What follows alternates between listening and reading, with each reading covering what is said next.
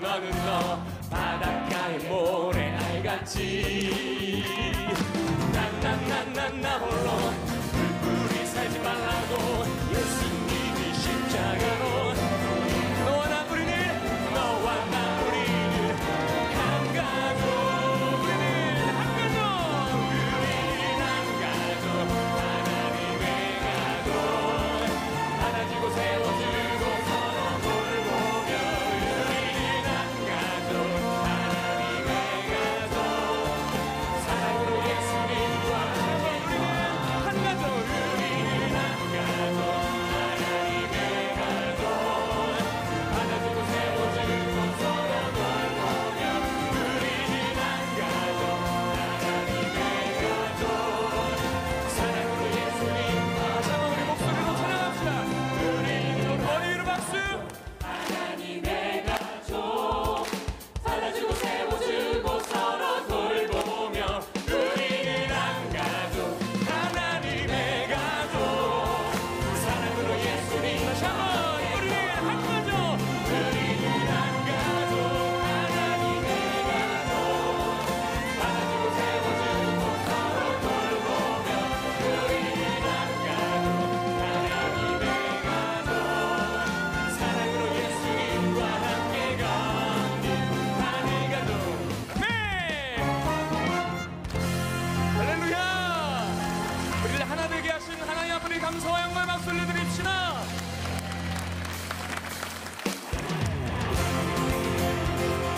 계속해서 기쁨의 손뼉 치시면서 우리 찬양만 되시게 합당하신 우리를 구원하시며 영원한 생명 주신 주 예수 그리스도의 이름을 높여드리겠습니다. 할렐루야. 주 예수 이름 높이며 다 찬양하여라. 금열 음악을 들려서 마루에 주 찬양 금열 음악을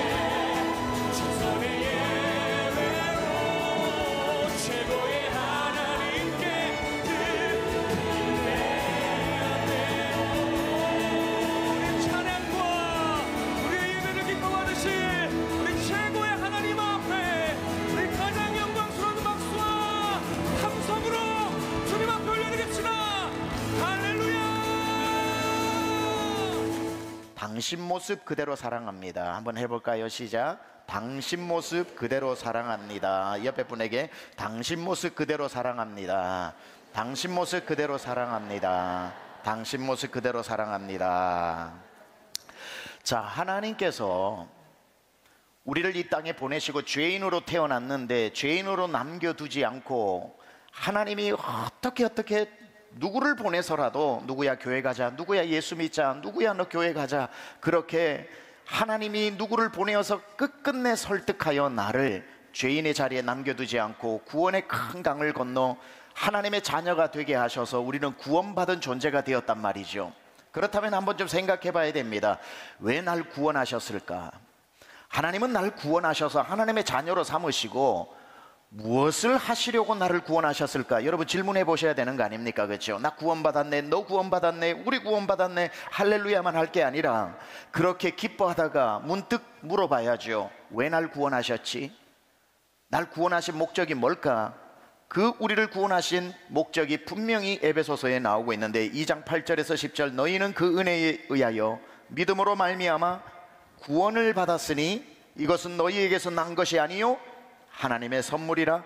행위에서 난 것이 아니니 이는 누구든지 자랑하지 못하게 함이라. 우리를 구원시켜 주셨단 말이죠. 구원의 선물을 주셨습니다. 그 다음 10절이 이렇게 나와요. 우리는 그가 만드신 바라. 우리를 왜 구원하셨냐면 그리스도 예수 안에서 선한 일을 위하여 지으심을 받았으니, 선한 일을 하라고 우리를 죄에서 건져주어 구원하셨으니 이 일은 하나님의 전에 예비하사 우리로 그 가운데서 행하게 하려 함이라. 자, 여기 보니까 우리를 구원하신 목적이 뭐라고요?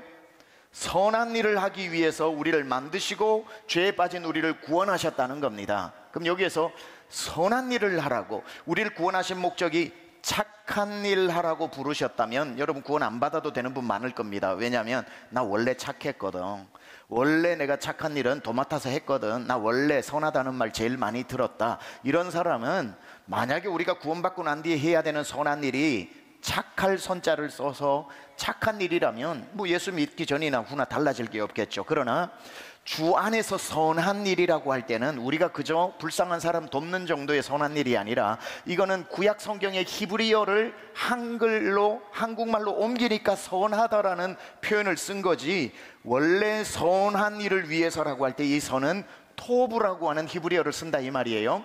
토브라고 하는 말은 그냥 선하다는 뜻이 아니라 그 근원적으로 관계가 좋다라는 뜻이에요. 관계가 좋다.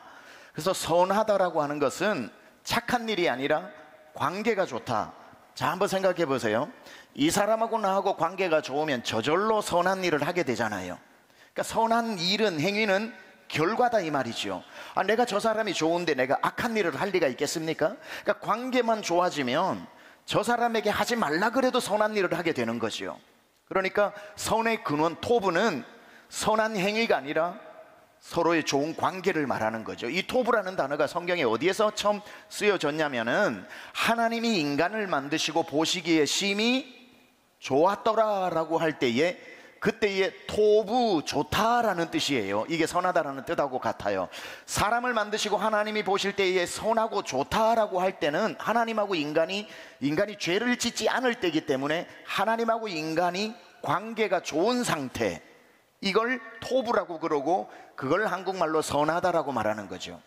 그래서 우리가 잘 아는 또 한 가지가 시편 133편 1절에 보면은 형제가 연합하여 동거함이, 그러니까 형제가 모여서 싸우지 않고 동거하여 지내는 그 모습이 어찌 그리 선하고 이러죠.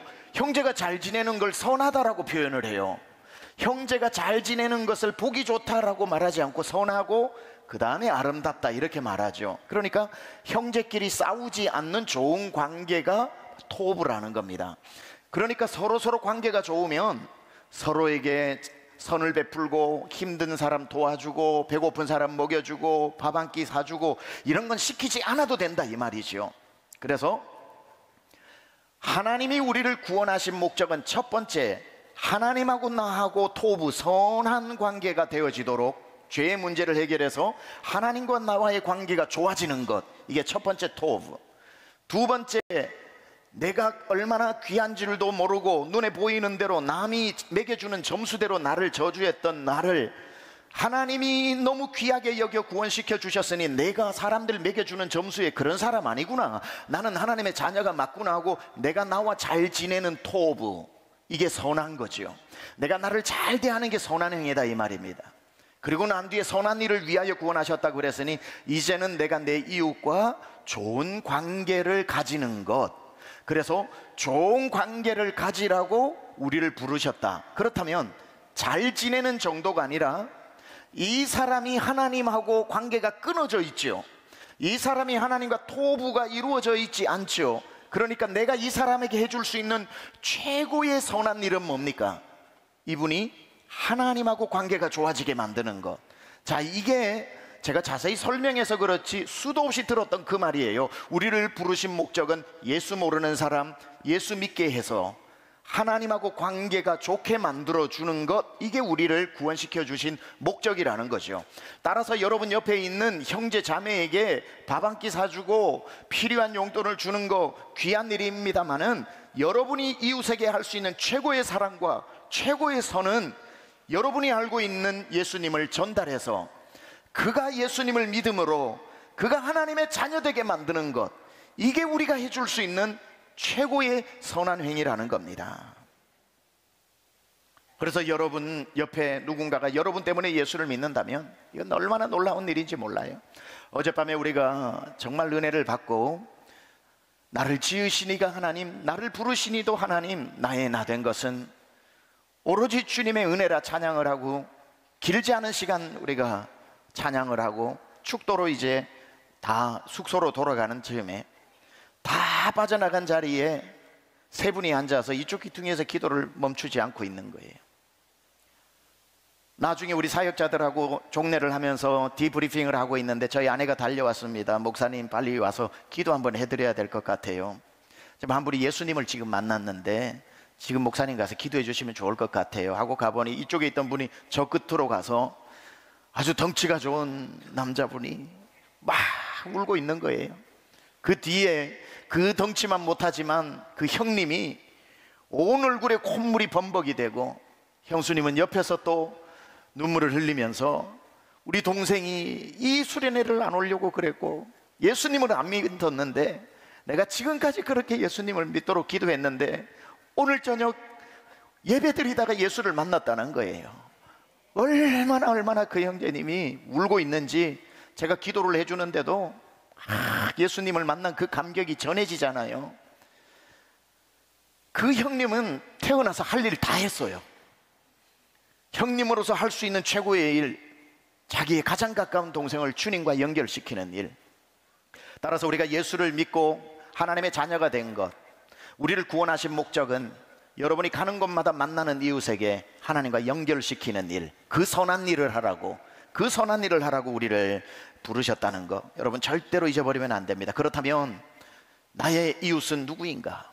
내 이웃을 내 몸과 같이 사랑하라고 그랬는데 이제 내 몸은 사랑하게 되었는데, 내 몸이 귀한 줄 알았는데 이제 내 이웃을 사랑하려고 하니 이웃이 누구인지를 좀 알아야 되니까 몇 가지 이웃을 간단하게 살펴보겠습니다. 여러분이 만나는 첫 번째 이웃은 가족입니다. 여러분의 가족. 여러분 예수를 믿고 난 뒤에 가장 먼저 변화가 와야 되는 것이 가정입니다. 가정.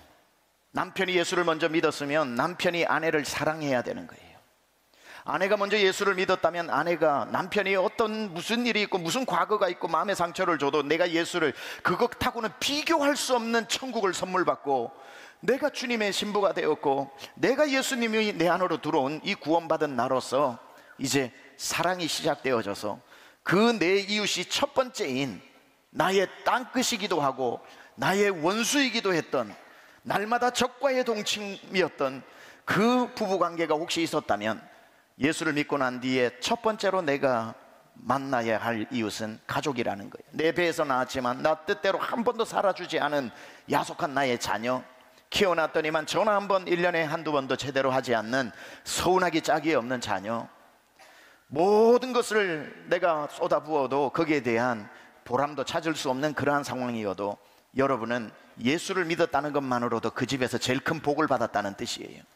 예수 만나는 사람이 내 가문에 150명이 무슨 문중 행사가 있으면은 1000명이 모여도 그 중에 예수 믿는 사람 당신 혼자면 그 사람이 그 문중에서 제일 잘된 사람이에요. 사랑은 가진 사람이 없는 사람에게 나누는 게 사랑이기 때문에, 주님 가졌으면 다 가졌으니까 가장 첫 번째인 가정과 부부 간의 관계가 내 몸처럼 사랑이 시작되어지는 것. 자녀 간의 관계가 서운했던 분들은 자꾸 서운함을 키우지 마세요. 자녀에게 서운함을 갖는다고 해서 자녀가 그 서운함 때문에 마음 안 고쳐 먹습니다. 여러분의 마음에 그 서운함을 사랑의 마음으로 한번 바꿔보세요. 서운하자 작정하면 서운할 일도, 안 서운할 것도 서운해지고, 사랑하자 작정하면 서운할 일도 별것 아닌 것처럼 느껴지는 게 사람 마음먹기에 달려 있습니다. 주님이 날 이토록 사랑해 주셨는데 내가 누군들 못 사랑하겠냐? 내가 저 땅끝에 가서 저 아프리카 사람도 내가 붙잡고 울어주는데 내 집안에 내 가족을 위해서 못 울어주고 못 사랑해 주냐? 이 마음 먹으면 못할 일도 없는 겁니다. 부부간의 관계가 회복되어지고, 첫 번째 이웃인 부부간의 두 번째 이웃인 내 자녀 간의 문제, 그리고 형제들끼리도 얼굴 안 보고 사는 사람이 너무 많아요. 이번 온 가족 여름 축제를 통해서 여러분의 마음의 변화를 받아 새롭게 함으로 다 이전 것은 다 지나가 버리고 다시 사랑을 시작하시기 바랍니다. 가족이 회복되면, 가족이 살아나고, 그 가족이 힘을 모으면 못할 일이 없는 겁니다. 첫 번째 가장 가까운 이웃이 가족이라고 그랬고, 그건 이 자리에 앉은 우리 영가족까지 포함한 겁니다. 나가셔가지고 다른 교회 성도하고는 잘 지내는데 우리 교회 성도하고는 인상 쓰고 사는 그런 영적 가족이 되지 마시고, 여러분이 가장 먼저 사랑해야 될 그리스도인은 여러분 앞뒤에 앉아있는 우리 가족들이라는 거죠. 사랑합니다 얘기하세요. 사랑합니다. 사랑합니다. 사랑도 표현을 해야 사랑입니다. Love must be expressed. You must express your love. 여러분의 표현되지 않은 사랑은 사랑이 아니라고 그랬거든요. 품고 있는 사랑은 사랑이 아니라고요. 남편들에게 아내들이 사랑하냐고 물어보면 말해야 하냐고, 말해야 알더라고요. I love you 라고 해야 아는 거예요. 안 그러면 모르는 거예요. 알잖아 100번 얘기해봐야 소용없어요. 다시 한번 사랑합니다. 이런 데 올라왔으니까 한번 해보자고요. 사랑합니다. 두 번째 우리 영가족과 육신의 가족이 첫 번째 이웃이라면, 두 번째 여러분이 사랑해야 될 가족은 누구냐면은 가장 자주 만나는 사람이 이웃입니다. 일주일 단위나 한 달 단위를 생각했을 때에 한 달 동안 계속 만나는 사람이 있을 거예요. 세상 사람 다 여러분의 이웃이 될 수 없어요. 여러분은 그 사람에게 다 복음을 못 전해요. 그런데 여러분 가족은 맨날 만나니까 첫 번째 이웃인 거고, 두 번째 이웃은 누구냐면 한 달 동안 정기적으로 만날 수밖에 없는 사람이 여러분이 하나님과 연결시켜야 되는 이웃이다 이 말이에요. 예를 들면 누굽니까? 여러분의 친구죠. 카톡을 주고받고 전화를 주고받는 그 친구 중에 예수 안 믿는 사람, 여러분의 이웃입니다. 하나님과 연결시켜야 되는 책임을 가지고 여러분을 그 친구 옆에 붙여준 거죠. 또 어떤 사람이 있습니까? 자주 가는 식당 종업원이나 주인입니다. 한 달에 한 번 이상 그 집을 가서 1년에 12번 정도는 정기적으로 만나게 될 수밖에 없는 그러한 사람이 있다면 그건 여러분의 이웃입니다. 온 세상 식당 주인이 다 이웃은 될 수 없지만, 여러분이 정기적으로 가는 그 식당의 주인이나 여러분 테이블을 서빙하는 그 종업원은 여러분의 이웃이고, 하나님이 그 사람을 정기적으로 만나게 하신 것은 그를 하나님과 연결시켜라고, 그 선한 일을 위해 여러분을 그 식당으로 부르셨다는 거예요. 미용실에 가는 헤어 디자이너입니다. 여러분, 하나님이 왜 자꾸 남자의 머리를 2주나 3주에 한번 깎게 하시는 줄 아세요? 계속 가서 복음 전하라고 그러는 거예요. 여성분들도 돈 아깝게 생각하지 말고 가능하면 헤어스타일 자주 바꾸세요. 그래서 미용실 자주, 남편들 자꾸 아내들 간다고 말리지 마세요. 그거 머리하러 가는 게 아니라 복음 전하러 가는 겁니다. 여성분들 참 잘 오셨죠 오늘. 예. 가서 앉아서 복음을 전하고, 계속 정기적으로 만나는 그 사람, 세상 모든 미용사가 내 복음 전도 대상자가 될 수는 없지만 내가 가고 있는, 정기적으로 만날 수밖에 없는 그분이 예수를 모른다면 예수를 믿게 해야 되는 거죠. 여러분이 뭐 조그만한 거 사러 갈 때에 동네 앞에 있는 편의점, 세상 모든 편의점이 여러분의 이웃이 될 수는 없지만 여러분 집 앞에 있는 편의점의 그 알바생은 여러분이 구원하라고 여러분 옆에 붙여준 이웃이다 이 말이지요. 직장에 나가면 늘 같이 만나는 직장 동료 중에 예수 안 믿는 사람, 온 세상 직장 사람 다 구원할 수 없지만 그 사람만큼은 여러분이 그 사람 옆에 붙여준 여러분의 이웃이라는 겁니다. 여러분 밑에 층 위에 층 자꾸 여러분 층간소음이 있다고만 너무너무 그렇게 원수처럼 얼굴도 못 보고 마음에 원한을 쌓고 살지 말고, 복음의 통로가 되기 위해서 어떻게 해야 되나? 저도 명절만 되면 밑에 집에 편지를 써가지고 과일을 갖다 주면서, 저희 집은 층간소음을 내는 집이 아니잖아요. 저희 부부가 무슨 층간소음을 내겠습니까? 또 일찍 잠을 자는 집인데. 그래도 지난 몇 개월 동안 불편한 점이 얼마나 많으셨습니까? 혹시라도 원치 않는 시간에 소음을 낸 적이 있다면 넓은 마음으로 용서해 주시고, 혹시라도 불편한 모르는 게 있다면 올라와서 꼭 알려달라고 감사의 표현을 정기적으로 합니다. 왜? 엘리베이터에서 언제 만날지도 모르고 어떤 상황에서 복음을 전할지도 모르고 그렇잖아요. 누구를 만나도 여러분 옆에 가까이 있는 분들은 이웃이다 이 말이지요. 아파트에 사시는 분들은 경비 아저씨가 여러분의 전도해야 될 대상이 되겠죠. 이렇게 가장 자주 만나는 사람이 이제 여러분의 우리 영가족과 육신의 가족이 첫 번째 이웃이라면, 두 번째 이웃은 자주 만나는 사람, 세 번째 이웃이 누구는가? 세 번째 이웃은 가장 생각나고 안쓰러운 사람이 여러분에게 맡겨준 이웃입니다. 여러분이 유난히 밟히는 사람이 있어요.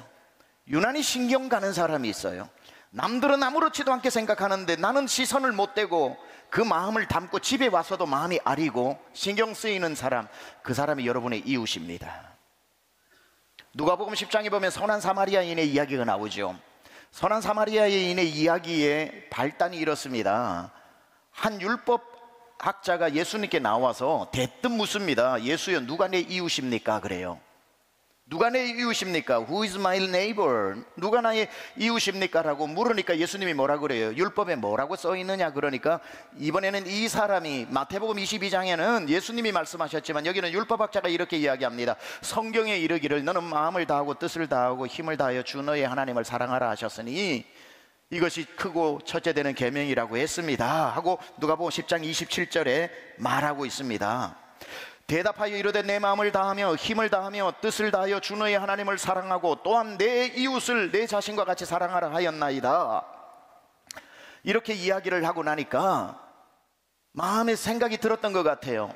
내 이웃을 내 몸과 같이, 지금 내 이웃이 누구지? 그래서 그 다음 구절에 이렇게 물어요. 그 사람이 자기를 옳게 보이려고 예수께 여짜오되 그러면 내 이웃이 누굽니까? 라고 묻습니다. 그 말에 예수님이 이웃이 누구라고 말씀 안 하고 예수님이 만들어서 비유로 설명한 게 선한 사마리아인이에요. 어떤 한 사람이 여리고로 내려가다가 강도를 만났다. 거반 돈도 다 빼앗기고 두들겨 맞아 죽게 되었는데 마침 직무를 마치고 내려가는 제사장에게 살려달라고 했으나 제사장은 직무를 해야 되니까 그 상처 입은 사람을 만지면 자기 직무 수행을 못하니까 이해 못할 일은 아닙니다만은 제사장이 모른 체하고 갑니다.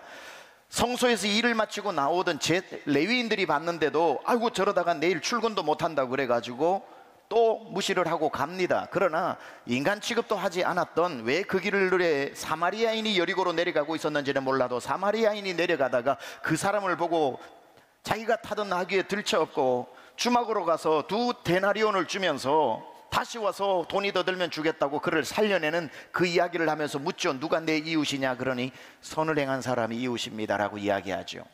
자, 이건 자세히 제가 설교를 하려고 하는 것이 아니라 제사장의 눈에 밟히는 사람이 있을 거예요. 레위 사람에게 보이는, 남들에게는 별로 관심 없는 사람이 있을 거예요. 오늘 이 이야기에서 이 사마리아 사람 눈에 들어오는 사람이 있는 그 사람이 그 사람의 이웃이라는 거예요. 남의 눈에는 하찮게 보여도 내 눈에는 하찮게 보이지 않고, 남의 눈에는 부담스러워 보여도 내 눈에는 마치 내가 아니고는 안 될 것 같은 내 마음에 주신 그 사람이 바로 여러분에게 맡긴 이웃이다 이 말이죠. 제가 한국에 부임하고 난 뒤에 제 마음의 부담으로 다가왔던 분들이 외국인 근로자들이었습니다. 외국인 노동자들. 오자마자 제가 첫 해에 다민족 월드컵을 했죠. 우리 한국에 온 250만 외국인 노동자들, 예수 안 믿고 복음 못 듣고 자기 나라 돌아가는 일 없게 하는, 제 마음에는 그게 아파요. 제가 20년 이상 외국에서 외국인으로 살았기 때문에 이 땅에 온 외국인이 보여요. 언어가 통하지 않고 마이너리티로 소수민족으로 사는 것이 얼마나 힘든지 저는 느껴져요. 제 마음에 그게 담긴다고요. 안쓰럽고 그들을 구대하고 병원이라도 한번 가게 하고 그들에게 복음이라도 전하게 하는 거, 저에게는 너무나도 제 마음에 담겨준 이웃입니다. 그래서 다민족 월드컵을 하고 났더니만 저희 교회 사이즈의 대형교회 목사님들이 저를 찾아오고 또는 맞는 목회자 모임에서 이야기를 하면서 국민일보도 나오고 CBS, CTS, C채널, 굿TV 다 나왔으니까 우리 다민족 월드컵 행사의 영상이 다 보셨더라고요. 그러면서 그분들이 뭐라고 그러냐면, 최 목사님 어떻게 그런 생각을 했냐요. 왜요 목사님? 나는 한 번도 그렇게 다민족 월드컵 생각을 못 해봤어 그러시더라고요. 그분들이 영혼을 안 사랑해서가 아니에요. 그분들이 목회를 못해서가 아니에요. 그분들에게는 그분들이 보이는 안쓰러움과 그게 이웃으로 느껴지지 않는 거예요. 왜? 그분들에게 맡겨준 영혼이 아닐 수가 있죠. 물론 큰 차원에서는 다 맡겨준 영혼이지만, 근데 제 눈에는 보이더라는 거예요. 사마리아 사람에게는 자기처럼 관세받고 개 취급당하고 인간 취급당하지 못했던 자기의 삶이 저 강도 맞는 사람하고 똑같으니까 그냥 못 지나간 거예요. 마찬가지입니다. 내 눈에 여러분 다른 모든 사람이 한 사람의 사정을 볼 수는 없어요.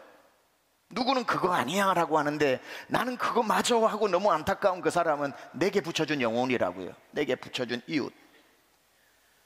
다 노숙자 사역할 수 없어요. 최일도 목사님 바퍼 사역하는 최일도 목사님에게는 세상 사람 다 눈에 안 들어와도 밥 못 먹고 길거리에 있는 사람 눈에 들어오니까 그게 그의 이웃이었고, 세상 못 사는 사람 다 목회자가 다 목양할 수 없는데, 저 옛날 청계천 판자촌에 그 빈민들은 김진홍 목사님 눈에는 들어와서 그분에게는 그들이 이웃이어서 그들과 함께 두레교회를 세워 옛날에 활빈교회라 그랬죠. 가난을 벗어나자고 그렇게 목회를 했고, 아픈 사람 있으면 병원 가보라고만 했지 그를 위해 기도해주고 낫게 하는 은사 없었는데, 아픈 사람만 보면 그냥 못 지나가서 기도해주다가 신유의 은사가 있었던 아픈 사람이 다 몰려왔던 조용기 목사님 같은 분도 있는 거고, 북한에서 내려와서 고아들 때문에 부모 잃어버리고 전쟁터에 어디로 가야 될지 모르는 사람, 다 세상이 그렇게 힘든 거야 하고 대수롭지 않게 여기는 사람도 있는데 그 고아만 보면 눈물이 나서 고아원을 세우고 학교를 세웠던 한경직 목사님 같은 분도 있는 거죠.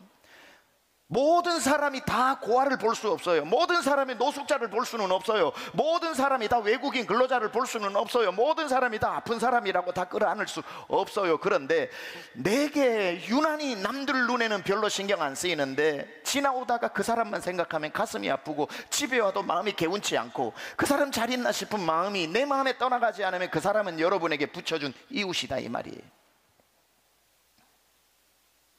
자도 잠을 잔 것 같지 않고 밤잠을 설치게 만드는, 마음에서 떠나지 않는 분들 있을 겁니다. 어떤 사람은 우리 교회 지방에서 올라온 청년들, 대학생들 잘 있나 싶은 마음이 우리 어른들에게 든다면 그건 여러분의 이웃인 거예요.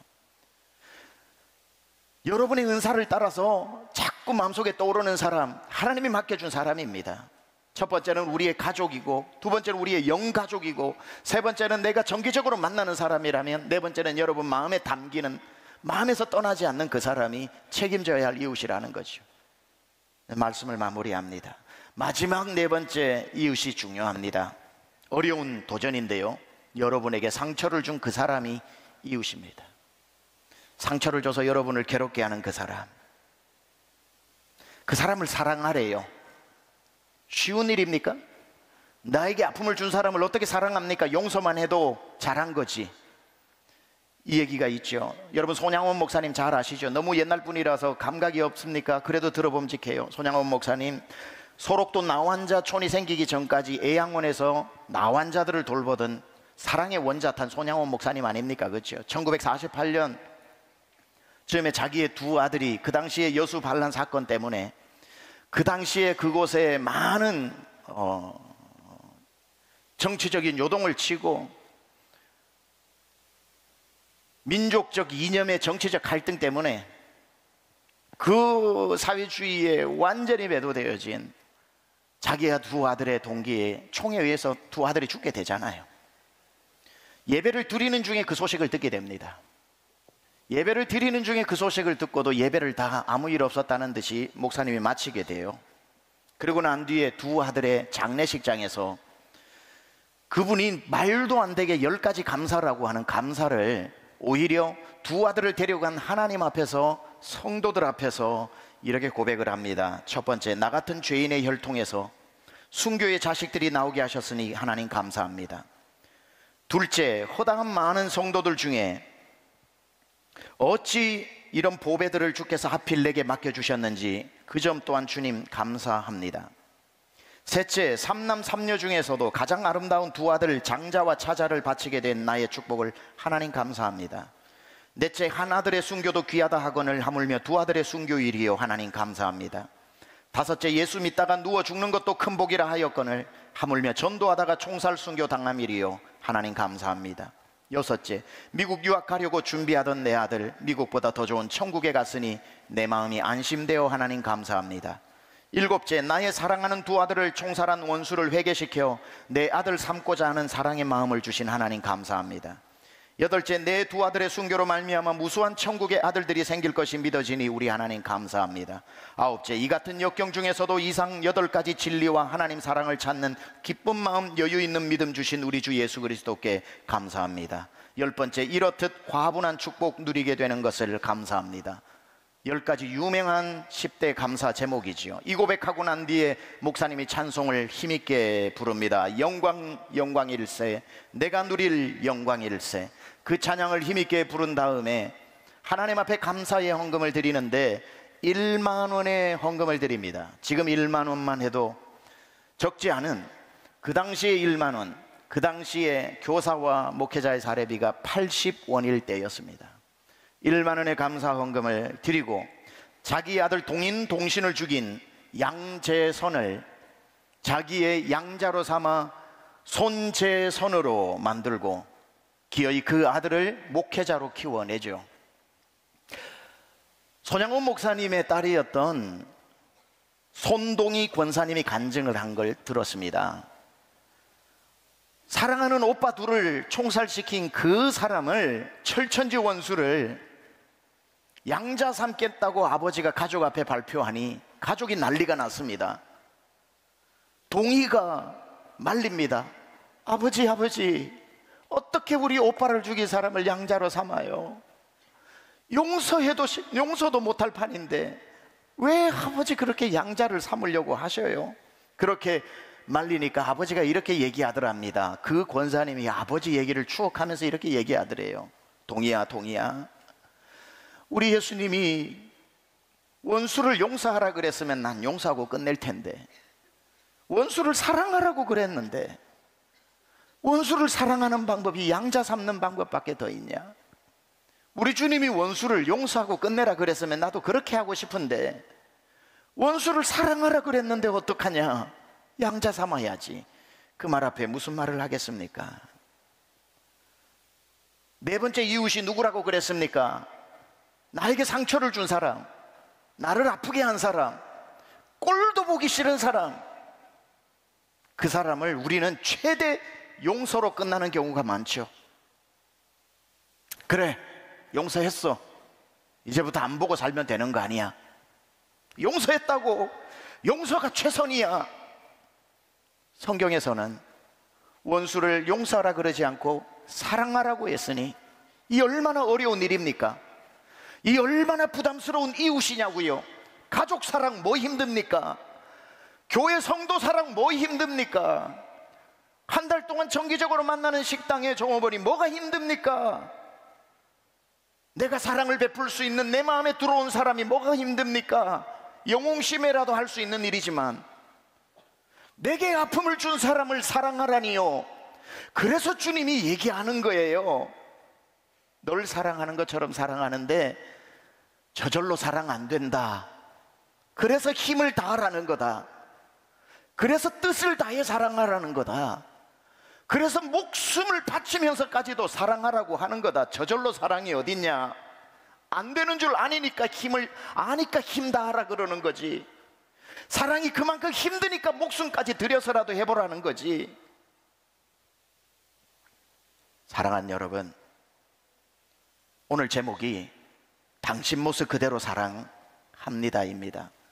우리는 사람을 사랑할 때 내게 마음에 들지 않는 사람을 볼 때 변하면 사랑할게요. 저 사람 정신 차리면 사랑할게요. 내 앞에 와서 미안하다 그러면 사랑할게요. 내 사랑의 시작을 그 사람의 변화를 가지고 시작하려고 하는데 늦어요. 이렇게 시작하랍니다. 당신 하나도 변하지 않아도 당신 모습 그대로 사랑하기 시작하겠습니다. 내게 아픔을 준 그 상태에서 내가 먼저 사랑을 시작하겠습니다. 사랑이 저절로 될 때까지 기다리지 않고 너무 힘들어도 힘을 다해 사랑하고 너무 힘들어도 죽을 것 같아도 목숨 다해 사랑을 시작해 보겠습니다. 그렇게 사랑을 시작해서 하다 힘들어질 때 이거 하나만 생각하세요. 자기 아들을 죽인 원수인 나를 죽기까지 사랑해 주신 예수님의 사랑을 버젓이 나는 받고 있는데 왜 나는 남을 사랑하기가 이렇게 힘든 것인가? 누군가 사랑하기 힘들 때 내 모습 변화되면 구원해 줄게, 착하게 살면 건져 줄게 하지 않고 내 모습 이대로 받아주신 주님의 만극한 사랑을 기억하며 내가 누군가 사랑이 힘들어질 때 이 모습 이대로 사랑해 준 주님의 사랑을 기억하여 가족부터 사랑을 시작하여 이웃에게로 이웃의 극한의 지점인 내 원수와 같은 사람에게까지 사랑이 확장되어져 나가는, 지금은 그 일이 힘들어도 지금부터 시작하여 그 지점까지 가볼 수 있는 첫날 저녁 하나님의 사랑을 회복하고 나의 사랑을 회복하고 이제 이 산을 내려가는 우리가 앞으로 내게 맡겨준 그 이웃들을 향한 사랑의 관계가 회복되어져서 하늘의 복이 나를 통하여 가족에게로, 성도에게로, 내가 만나는 사람에게로, 내가 가슴에 담긴 사람에게로, 그리고 끝까지 날 사랑해 주신 그 주님의 사랑같이 여러분을 통해 흘러갈 수 있기를 우리 주 예수 그리스도 이름으로 축원합니다.